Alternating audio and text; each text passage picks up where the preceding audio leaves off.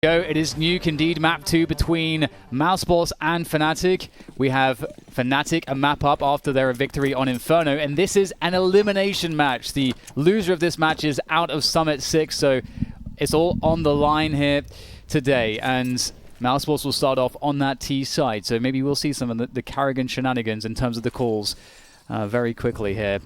But so far it's a slow start, and it looks like ramp is the focus for Mousesports. Frozen scaling on down with the bomb already. Looks like Mousesports are very interested in hitting this lower site.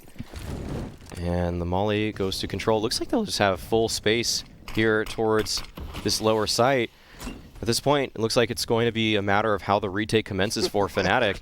5-on-5 right now. Dualies in hand for Brolin. In fact, both hands, of course. And he'll be the first to scale on forward. He's looking for that fight, jumping on forward, but Woxic is able to find two from that position. Golden and Crimson are able to trade back with two of their own, but Chris J is still there and fighting. But Golden, picking up those dual pistols, Akimbo style, is able to find a kill and takes down Karrigan as well. Just Rops now in the 1v2, and he scales on forward from the control window immediately. The defuse is coming out, so the fight goes the way of JW. May not have mattered, though, because Golden was already on it with a kit. That looked really good for Mousesports at first, and then Fnatic just swooped right in. And the Golden had 3 kills with 3 different guns. Yeah, yeah. It's a bit, I just when I was like looking at the top right, the kill tracker, and I see the Julie kill from him, I'm like, I'm pretty sure there's only one person that bought the Julies. It wasn't Golden, so he like picked them up and owned someone with them. That's pretty awesome to see, and it's crazy because I again, like, Fnatic look really good off the bat here on map 2 as well, and Mousesports, they've got a full save on their hands. We see a couple Deagles, Frozen and Rops carrying those. So what they're looking to do here with no utility is to, and the couple Deagles that they have, is to get a kill or two. That's really the kind of win condition in the sense of the objective that they're looking to accomplish in this round, because without utility you can't really gain ground or access to a bomb plant. So the other objective is harming the opponent's economy, and that's what they can do with the Deagles. At least that's the plan, at least. Oh, and looks like they'll be able to find one already. Flusha, who I was talking about earlier, as being such a pest at ramp, actually was taken down through the smoke, it looks like. But the majority of Mousesports is still towards outside. Will they be able to fall off of this position or perhaps find a couple more kills? Interestingly enough, Rops hasn't really pressed on forward at ramp, and Mousesports hasn't taken much ground despite finding that kill. Seems like they are a little bit worried about maybe a player being in that ramp room or lower, and Woxic, hey! Collateral kill somehow there through his teammate and is able to pick up another. And I think, Dan, this is what you were talking about. Mousesports may have already accomplished more or less their objective here. The 2 kills on, but now that they have more to win, they will be headed towards lower. Golden, though, lies in wait. Doesn't seem like Karrigan was communicated where that player exactly was, and Golden is able to pick up the 3-piece to end it all. So still did decent damage being done by Mouz. Yeah, like you said, I mean, the only investment was the Deagle. We bought 2 Deagles, that's $1,400. There's nothing else, and they removed, I suppose, effectively something to the tune of $3,000 to $4,000 of equipment from the Fnatic players each. So definitely, you know, we try not to do math on air, but you know, I'll let you guys do the rest of the calculations. It's like 5x. It's like a 5 times the amount of they invested. Yeah. Yeah. So it's definitely some value there. But it's the first gun rounds, and Chris J is going to not expect Brolin to be so close in the hot position. That's a huge win, because now Brolin can just play from this hot spot. Oh my god, that smoke as well is going to create huge issues. He can't be traded at all. And now Mousesports is just really stuck here. Rops is trying to do what he can with the AK. He's finding a lot of frags there. Their headshots raining in. But now it's down to Frozen. He's given him a chance, but JW finds it after picking up the AK. And, oh wow, Brolin. That's the god stuff there on the site, on the A side. That smoke was genius. That's one of the scary things about playing Fnatic on this map, is that if they had momentum from the previous coming into it, they can just stop those good execs from Mousesports. That was one of the set pieces. I thought that was probably going to be coming out later after a couple of defaults from Mousesports if they didn't have success, but they just throw it out on gun round 1, and it works to very little effect. And now we're back on the pistols. I mean, to be fair, Mousesports did a great job previously with just 2 deagles and nothing else. They have a lot more to work with here. The smokes, the wall of smokes outside will allow them to quickly scale down secrets, and that's going to force a rotation out of Fnatic. Flusher just got a lot of info towards the lobby, and it's looking like JW is going to pick them away from the stairs position, having great success. So actually not finding really any value here. Chris J's the last hope in that sense. 1 kill would be pretty good at this point. And he's looking for it. He's going to find it. So, all right. I think that is a decent amount of damage. They can be happy now. Oh, drive back. And I think Fnatic are equally like, we could have lost more. We're pretty happy with that as well. It's like one of those kind of sweet spots for both teams. Yeah, I think both teams are decently happy about the result of that round. Probably Fnatic more so, given that they were able to keep 4 guns into it. But Mousesports here, I'm interested in their approach. They haven't really thrown out a proper gun round default just yet, and we'll see how they're able to pressure these Fnatic players into this one. I wonder if last round was a tell for Mousesports. When they rushed lower, they had JW down there at the stairs already, so I wonder if they're going to somehow use that to, you know, abuse it on their default here. Because Fnatic does have 2 people kind of playing towards outside. You have Golden by the red box. And you have, I think, someone coming from the stairs. The JW's already at the stairs with an op. So this is a very dangerous setup. Oh, and that hurts. Oh, wow. Looks like Flush will be the man challenged at ramp. He's playing off of his smoke right now. Will he be able to find more than one is the question. And he'll actually back off of it. Expects some kind of play from Mousesports, so he'll be jiggling here close up. Should be able to get this molly down in time. He does do it. A little bit risky on the peak. And now he's just flirting with these Mousesports players. He knows that he has them all stopped in their tracks. That's a great molly to get him out of his position, actually. Oh, but the flash comes in to help him out, but he isn't able to find anything. Golden, though, will. From the J-Hall, he's able to get 2 kills, and it's just down to Frozen and Rops, 2 versus 3.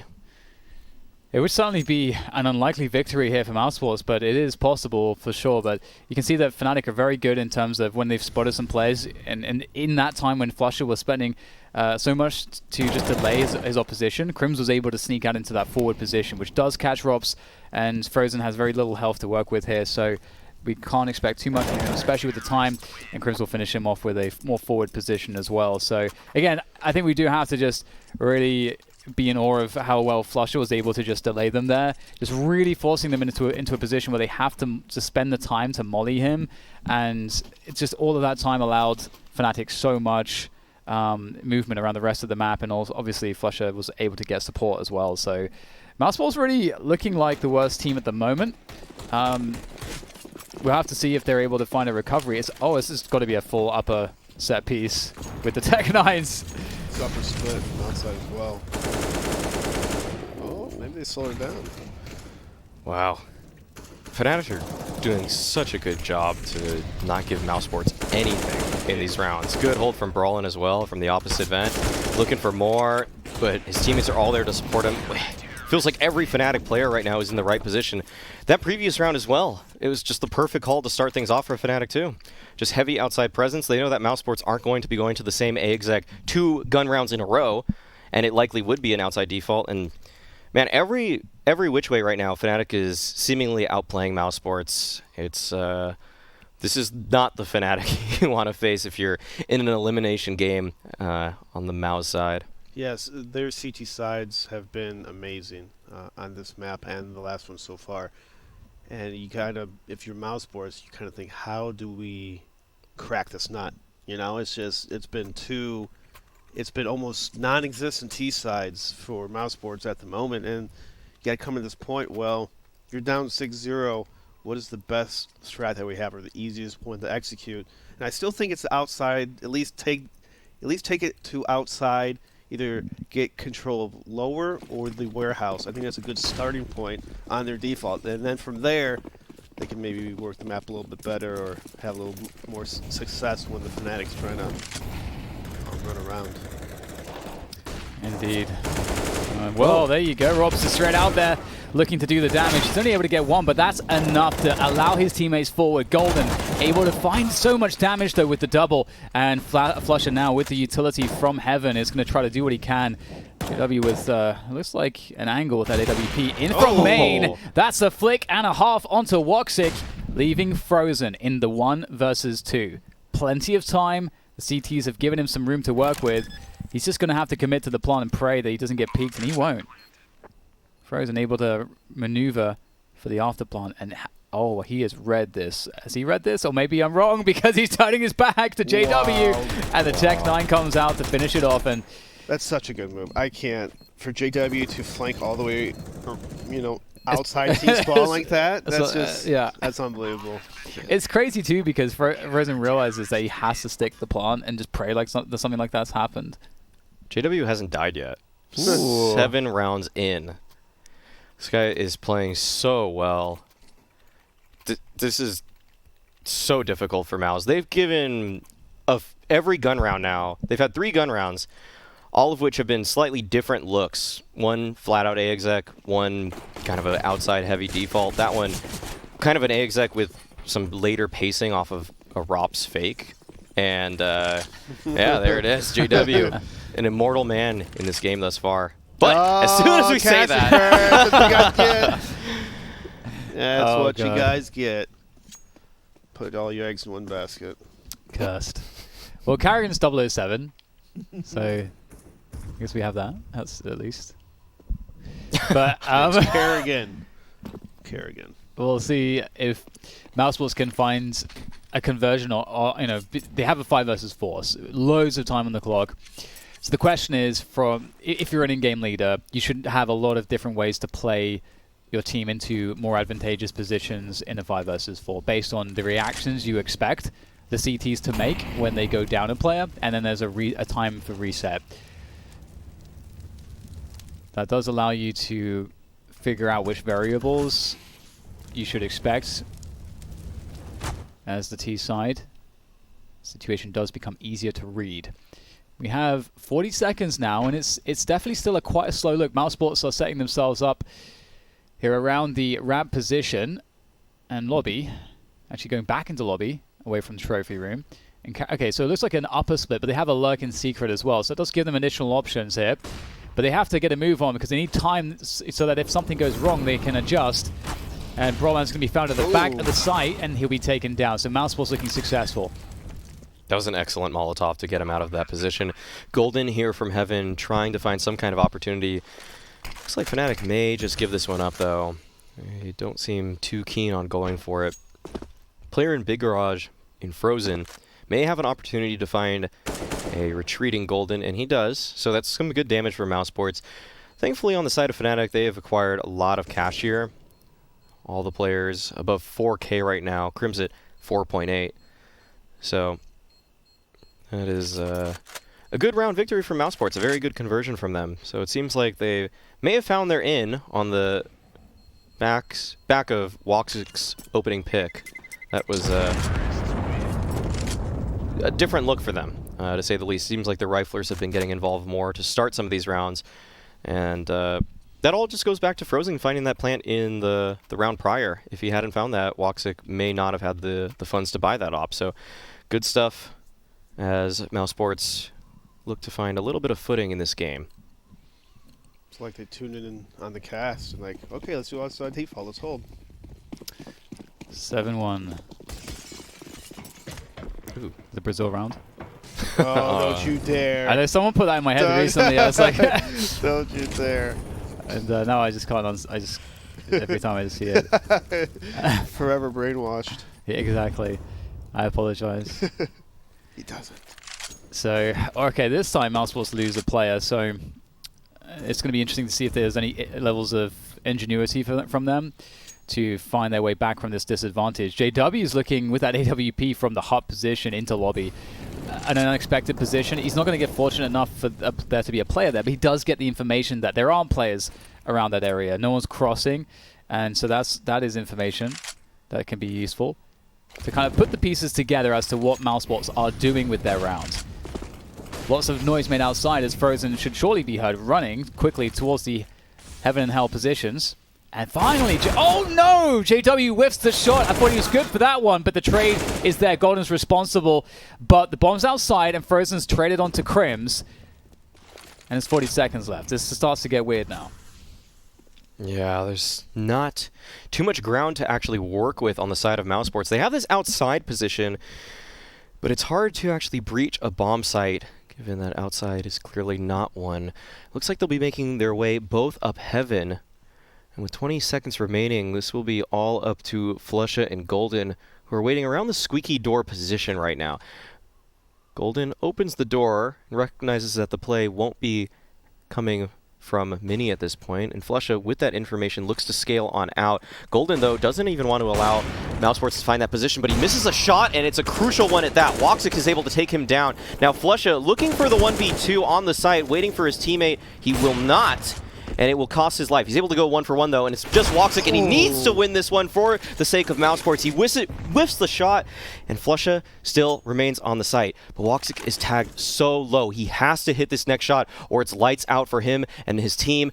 But the bomb is planted on the other side of the silo. He has to push on forward, and Flusha is able to take him down. A big victory for Fnatic that really hurts the chances of Mousesports for the remainder of this half. Woxic does not want to pick up an AK in a one-on-one. He's up to his death. Yeah, man, he's Woxic. He's Woxic. He's Woxic. It's true, but it's so difficult sometimes in those scenarios to try to, like, you have to hit that shot. I can kind of argue saying that hut angles kind of favors the upper, but that bomb's plant did not favor him at all. Yeah, we are already seeing Mousesports struggle here, but you know, if they can get to 5 or 6 rounds, and which is still possible, then you know it's not too bad. And they have another 4 buy here, so it's although it's been not the best story here for them so far, it's still there's still room for it to all change, for there to be a great twist in the narrative. We do get the late HE for the door, and then the smoke, which actually Rops was the player that innovated that initial lurk style, where you blow the door up and use that smoke as a lurking tool. Cool to see that he's still on that. It's well within the meta. Brolin will be able to deal with Chris J. He's been having a great game, and no, that's so unfortunate. JW. What a smart play, finding that timing. It leaves Frozen in the 1v3 now. Actually recognizes that ramp is open for the taking, and with a minute left, he will likely be able to find a plant, unless that player in JW, who is already broken this round a little bit, looks to stop Mouz in their tracks. And he does just that. Just shoots him right through the smoke there. JW playing around the smokes beautifully with the off. Not something you see every day, but it's something that has been a hallmark of JW's style. Just imagine if someone else hit that shot, not JW. People go nuts. Yeah. Non-pro player. Right. Oh my goodness. And again, as we are in this tactical pause, I can remind everybody this is an elimination match. And as you can see, Fnatic won the first map in surprising fashion with a huge comeback. Mousesports will certainly feel pretty awful about that, but even more awful still, given that they are struggling here on map 2. And we expected very differently. And in terms of the RMR points, Fnatic have 812 and Mousesports have 962, which puts them at 13th and 10th in the overall RMR ranking points, respectively, which means for both of these teams, it's incredibly important moving forwards for the next major, that they, for their chances to get to the next major, that they have a victory here. So Mousesports are in a lot of trouble, is what I'm basically saying with that one. And I'm hoping for them that they can find something to kind of get them back into this one, to give them a buffer at least to work with, you know, room for error as they vie for success. Great pre-aim there from Rops. That's absolutely fantastic. Mechanically, got to be, you know, he's up there for me. Rops, when he's putting in the hours, he's one of the absolute best mechanical players in the game. Yeah, he is so solid. And last time around, Mousesports were able to find an opening pick. They were able to convert. Let's see if they're able to do that this time. Looks like that'll be a great opportunity for them. And the floodgates have opened up. And it looks like Mousesports will find their second round of this half. JW trying to make a case for Fnatic here, pushing in towards the lobby. But think it's a matter of self-preservation at this point. The bomb has been planted, and he falls off of the angle. So good stuff there from Rops in particular to find that opening pick and enable the rest of Mousesports with a fairly simple mini split conversion. Not too bad. Starts off with a pick, and then you could, the world's your oyster at that point. JW wants to save this up. Fnatic can buy next round, except for Brawlin, which will need a drop. I feel like this ramp duel has been so important to both of these teams' success. Flusha and Rops have been dueling it out consistently in a lot of these rounds. I know Rops found one other opening pick on Flusha with a deagle spam through smoke, but I think other than that kill in the prior round, it's been Flusha who's been winning those opening fights, and he's had enough. It's really helped. Oh yeah, he's had enough. He's having the AWP out. He's bringing it out for ramp. He's like, no more peek, Rops. That's a great adjustment. Peek me, Rops. Do it. I dare you. Peek me. I love that video clip. That's just like one of my favorite things ever. It's so good. Okay, well, Mousesports defaulting it out. Rob's controlling, or Rob's is the ramp control. And they've got another player in lobby, everybody else outside. Oh dear, JW finds the pick on the Frozen. He was on top of the silo, but no longer. And oh, okay. Okay, Rob's is going to go down as the ramp player, and all of a sudden, all that Mousesports are left with are a couple players outside and one in lobby, so not really a great look. And you can see the desperation from Carrigan there. You got to start cutting corners at this point, and it's a nice little jiggle, but JW on the re-peak absolutely nails it. Oh, what a disappointing round for Mousesports. They couldn't, before they could even get started, it's over. Yeah, so if there's something to take away from this, Mousesports know that Fnatic has 2 ops. And so I'm thinking a pump fake into a set piece, either outside or in the upper. Toss some smoke, some FBs to maybe bait all the Molotovs. See where the CTs are rotating maybe for like 10 seconds, and explode somewhere. Make the oppers try to retake the bomb site. That's the goal. Of course, as I say this, Flusha drops an op for an AK. Just doing Flusha things. I was thinking he's not going to drop for an MP9, but he'll do it for an AK. That's super smart. Oh my god, that's actually so damn smart. Yeah. So he's countering the thought process of Mousesports now. You almost never see that. Even if a player has a suspicion that an adaptation is coming, they just never will drop the op unless they die. Yeah. So that's actually amazing. That's genius, actually. I was thinking that the play DeBears was calling was actually very strong, but it's not nearly as strong when there's 4 rifles actually. That's pretty awesome. And it's just like Flusha. He's the guy that will buy an MP9 we saw and get an ace in an overtime where he has $10,000. It's like you can just buy rifles, mate, but no.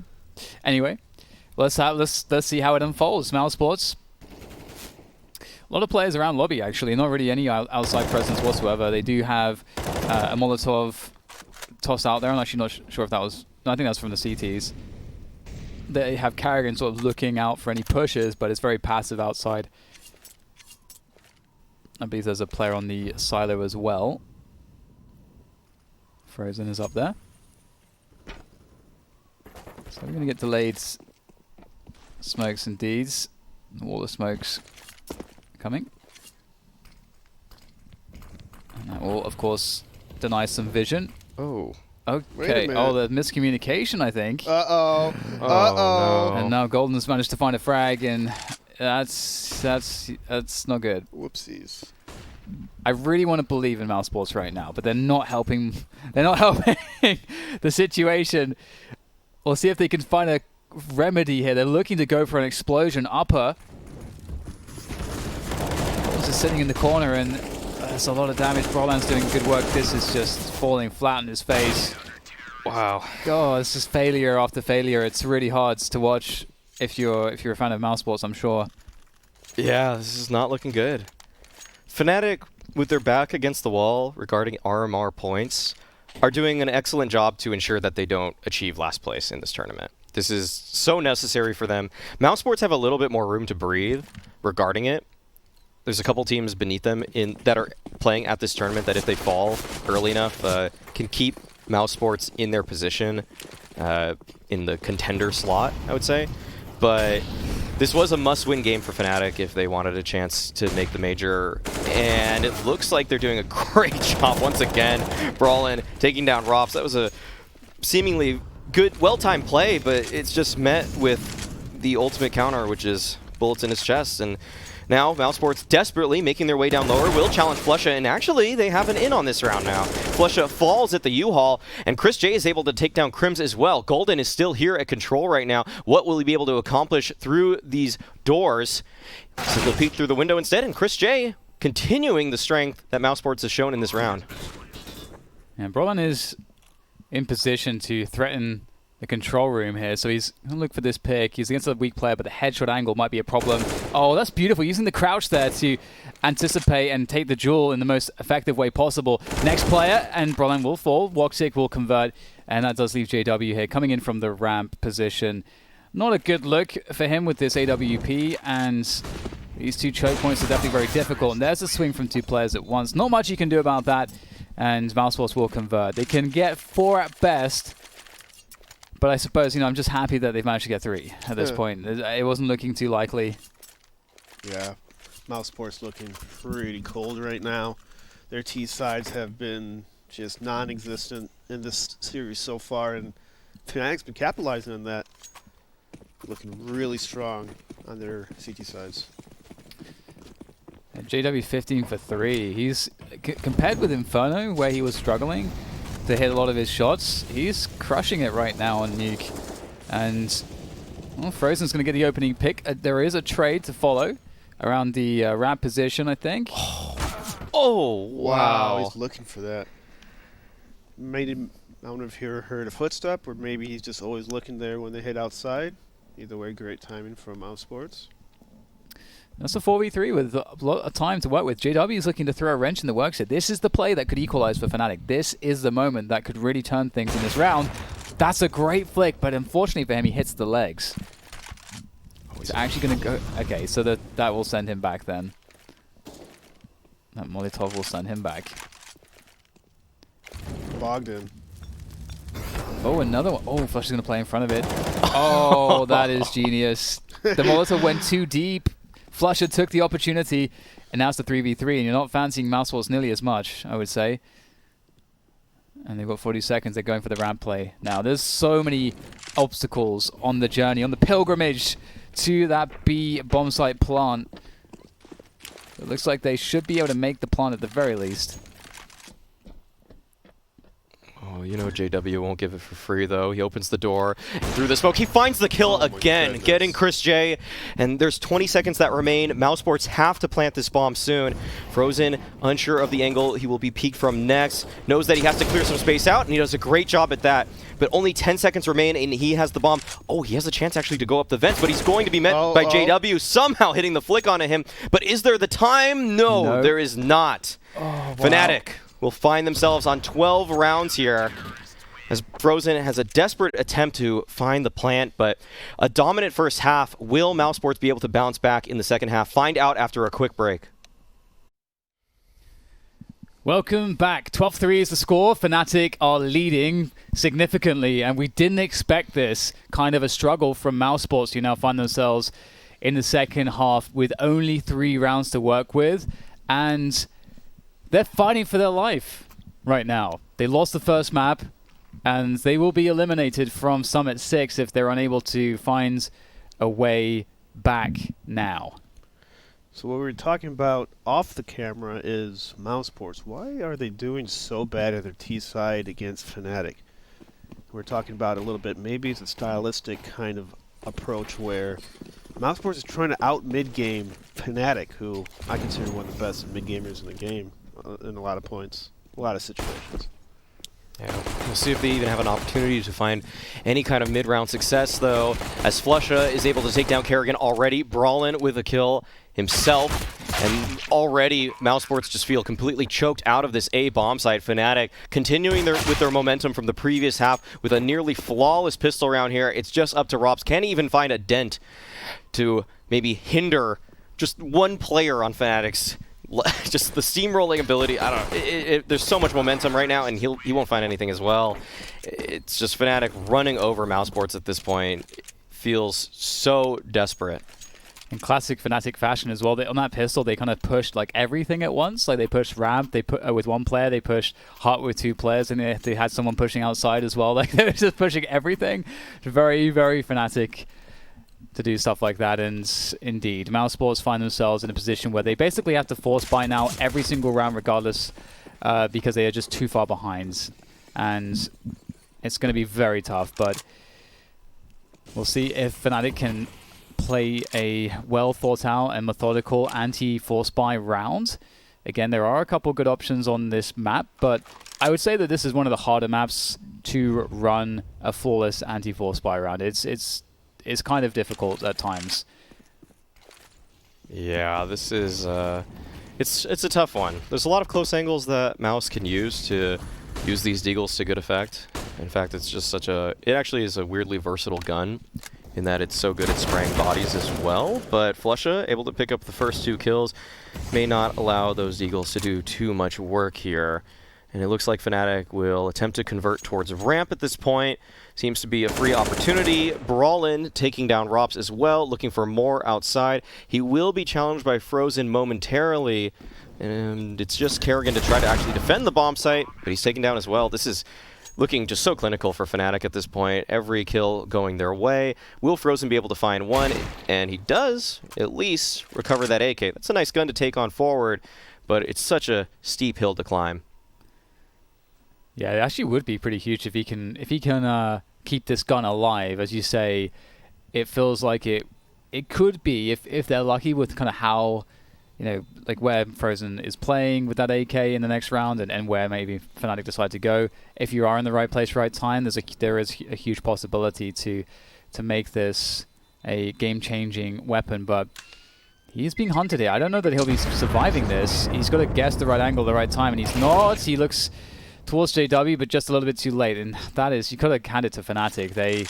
They're not missing a step right now. They're really making sure that they check absolutely everything. They seem very focused, and they've now moved to just 2 rounds away from eliminating Mousesports. 14-3. It's looking very scary. It's like sharks in the water. They see blood. They have to force buy again. Are they going to save? I don't know. I mean, I guess you can, but you really have to believe in your CT side if you save here. I think Nuke is a good map to buy on the second round. There's a lot of short angles. Yeah. You're on top of like different elevations. There's a lot of small little like nooks that you can hide in and bait with your teammates. And it's easier to play more passive on the bomb sites on this map. So it's a lot of things going for the CTs. They're half buying. I would agree, though. I think Nuke is probably up there with Inferno for the best force buy maps. It's just so powerful to have. Shotguns are amazing. Shotties, just CZs, deagles. A scout can do so much work outside as well to tag those players as they run into the CZs or deagles later in the round. It's a strong map for that, but oh man, it just feels like everything is going Fnatic's way. Brawlin just running across, jumping, finds a headshot onto Frozen. Thankfully for Frozen, he doesn't fall, but Woxic will. And Fnatic once again with a nice advantage. Good off angle being played here, actually, by Rops. It should be good for 1, but with how thorough Fnatic has been playing, I'm not even sure about that. Yeah, they've been just. It feels like they are very focused, and we've seen a lot of games where we've seen some sloppiness, but there really isn't any complacency here from Fnatic to speak of, and they aren't able to find, or rather, Mousesports aren't really able to find much here so far. Chris J has found an AK, but it's a similar story to that previous round with Frozen. He's being hunted. Chris J looking for that next player from Trophy, trying to find a way to get out of these positions so that he can keep this AK alive, and they don't want to let him have it. They do have to be cautious, though, because they don't have the bomb down just yet. Chris J will be caught out, though. Here's all the running. Wants to punish. But there it is. Match point. Series point. Oh, no. Kick Mousesports out of the tournament's point for Fnatic with that 15-3. And look at the scoreline on Golden and JW. They're both 20 for 8, 20 for 4. They're crushing now. They've been playing exceptionally well.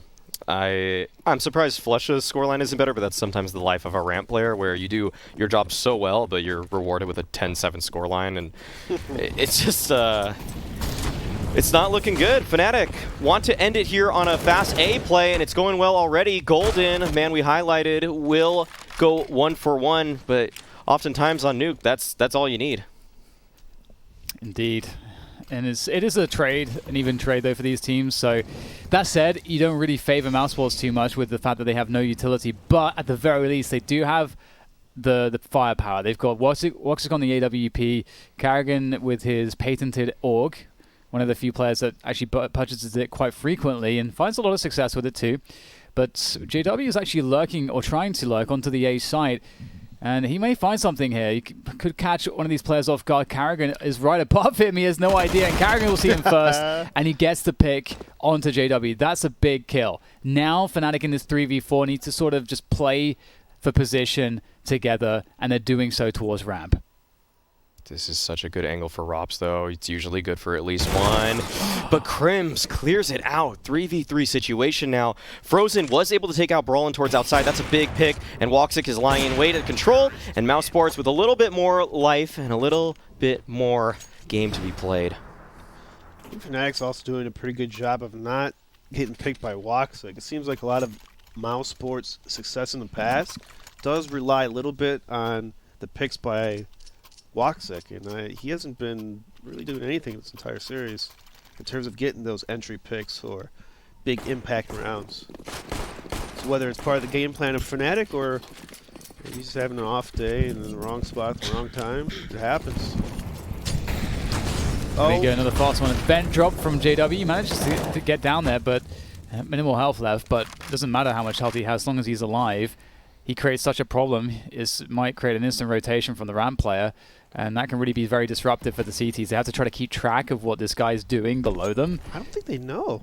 Oh, maybe they don't actually. Sometimes it's hard to tell. Because there's no smoke. He just ran through the mollies with no smokes. So maybe they don't expect a person to be down there.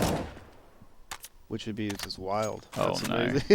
Yeah, that can be really problematic. It is really hard to know precisely what the best way to play JW's position is, though, depending on what your team is doing. Because obviously, at the beginning of the round, you don't know if he's going to successfully make it down there or not. So you have to have protocols. Okay, if he does make it down there, this is how we're going to play the round. And you can see they're working on ramp here. So with JW already in a forward position, down ramp, he could catch off a rotation. But his teammates have to win ramp first, and they are having trouble in traversing that location. The AWP is present, and now JW will lurk even more. Chris J just jump spotting this angle. Looks like he's more concerned about players coming down secret, but all the same, JW should be able to hear him at the very least and know that there is a player rotated on towards lower, which will cause Fnatic to go for an upper hit. Frozen is still at the opposite vent right now. Will he be able to find anything? He does get one, but it's a 3-on-3 situation. JW is able to take down the rotating Chris J, and it's just up to Rops and Woxic. For the life of Mousesports here at CS Summit 6, they have to try to win this one. Rops pushing on through radio right now. Brolin will be here to challenge. Low HP on Brolin, but it's good enough. A headshot, and it's just Woxic left. This is not an easy one with main smoked. These three ETs could be absolutely anywhere, and Woxic doesn't have the ability to spray transfer. It's a one-shot gun. It's a bolt action weapon. It's so difficult here. There it goes, the peak. JW successful, and Mousesports have been eliminated by Fnatic with a 16-4 victory. Fnatic had a tumultuous first map where arguably Mousesports should have been able to close it out, but they failed. And speaking of failure, in map 2, they from start to finish, they could not find success. Yeah, it was pretty wild because Mousesports came out hot, in the map. They were starting off, they were up a whole bunch of rounds, and all of a sudden Fnatic was like, my turn. We're going to defense side. We're going to hit some shots. Go ahead, show us some strats. Go ahead, Karrigan, show us some strats, Karrigan. With that said, we'll take a very quick break, and we'll be back to do the post-match of that one and lead you into the next match after. Welcome back to Summit 6. We have a post-game to do now. Post-mortem of Mousesports. Oh, my goodness. I feel like we were the reasonable people. We were we showed our analytical clouds in the pregame. It felt like everything we said made sense. But the result was completely the opposite of what we set up. So let's start to kind of break it down. I mean, we've already covered a few varying points as to where Mousesports struggled, but Fnatic really crushed them. And we also did say that we were unsure day to day how Fnatic would look. Obviously, they look great today, but where let's really pinpoint what the problems were for Mousesports if we possibly can. So where should we start? We could maybe start with the momentum. It seems like after the first half of the first map, they're starting off good, and then they won Pistol, right? Looked really good for Mousesports. Then all of a sudden, they start losing rounds, and they start losing more rounds, and then more and more and more rounds, and snowballed into literally a 2-map ordeal where Mousesports did not even look like a professional team. So I'm wondering if there's a big mental case around why they just dropped the ball so bad in terms of, on their T side. Obviously, CT side's a little easier, but you know what I mean? It's like their defaults were so slow. They didn't really change the pace up too much on their T side. I would prefer against maybe a team like Fnatic, you maybe start a bit fast and then slow it down once you get like a big choke point, like on this map, say outside, or maybe on Inferno in the mid and whatnot. Then after that point, you could probably work stuff a bit slower again if you wanted to. After you baited out some smokes and Molotovs, because once you're hitting the bomb site, with 20 seconds left, and Fnatic still has their smokes, flashes, and Molotovs, you can have a real bad time on your offense. Yeah, I think. Oh, sorry. Go ahead, Alex. Yeah, it's the CT side of Fnatic in the last, basically to end out Inferno and to pick it up on Nuke. They won 19 out of 22 rounds. That's an insane statistic against Kerrigan, when he usually is one to find the adaptations, one to just find answers in a game. He was unable to do that against Fnatic, and I think that speaks volumes about how well Fnatic was playing, though, because the individuals were stepping up. After a while, on Inferno, it looked like there was desperate attempts from Mousesports to run into some of those bomb sites, especially up Arch side, and you feel, JW is about to get caught off guard, or JW is about to get caught off guard, but then Crims is right there to support him, or another player is. It just always felt like there was some kind of fallback plan for Fnatic on their CT sides, which was really impressive because there was a disconnect on the T side of Inferno, but they didn't look back after that half concluded. Yeah, I was actually going to kind of lead things into the CT sides of Fnatic because historically they've always had really good CT fundamentals, and it's usually that. On their T side, that might be a bit shaky depending on the map, but it's usually a good shout that they're pretty stable. And they have this style where they seem very good at making things uncomfortable for you on the T side, whereby we saw it on Inferno actually quite well with the way that they play Banana. They very much keep an eye on how you want to play, and they kind of react to that, as opposed to trying to take agency, which I think is very much the meta on the CT side on most maps. Is like, I want to take these positions away. It doesn't really matter like what you're doing. I feel like this area might be important to your default. I'm going to go and take it. But they were very much more like, we're going to react and win the utility game. We're not going to give you a chance to get a pick. And if we do, we're going to have a trade ready to go. And we're also going to make things really uncomfortable in general. So yeah, they just have a really. I think in terms of stylistic difference, it's definitely a harder team for Kerrigan to deal with. He's definitely a lot better at dealing with more structured teams, like an Astralis, for example. Even though Astralis are quite unpredictable in their structure, they're at least they have a structure, and so it's planned unpredictable. You know what I mean? It's planned. They're just one of those like wild card teams, aren't they? Yeah. That's a good point about just how Fnatic are able to adapt that. Even if they get a pick, there's a trade there.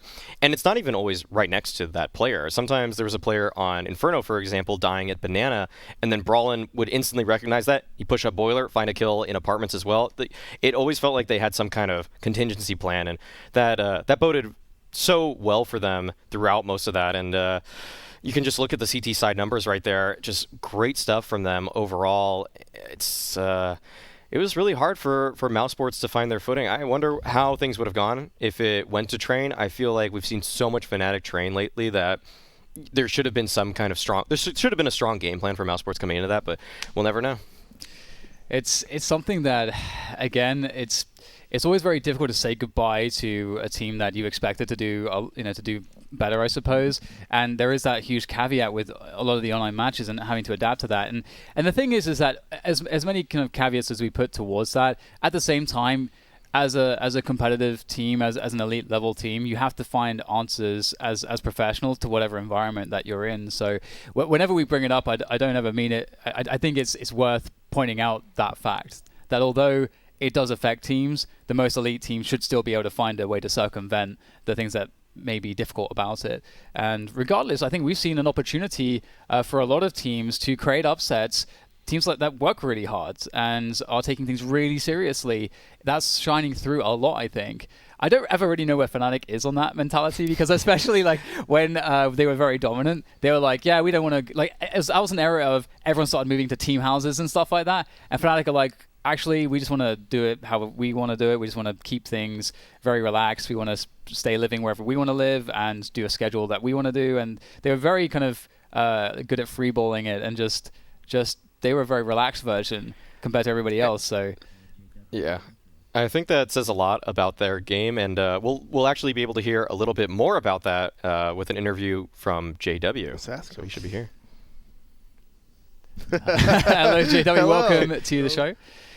And congrats for that result. We actually on the desk here, or the couches, we actually expected Mousesports to have the edge in this series, but you guys had a struggle on map 1.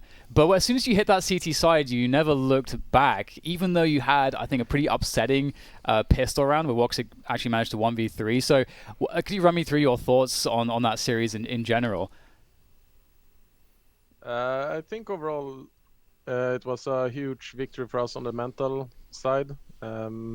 Usually in these kind of matches we maybe crumble a little bit, but this time we didn't. We just kept our focus and kept thinking about the round at hand and doing it one round at a time. So that made it way easier for us, I think, to just let go of Voxic's 103 on the pistol, because yeah, sure, we messed that round up, but it was that round. It's a new round now.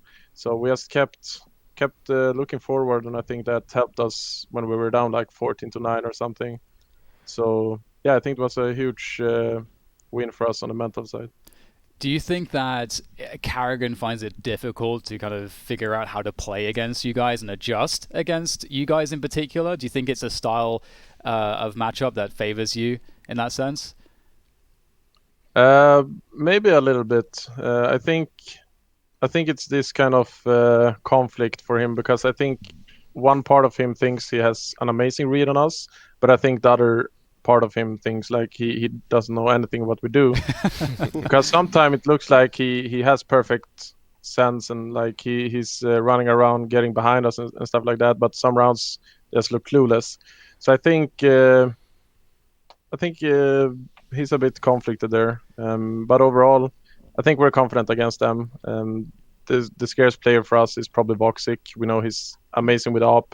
He's very mobile. He's everywhere on the map. So he's the biggest problem for us. But overall, I think we have a good time playing against Mousesports.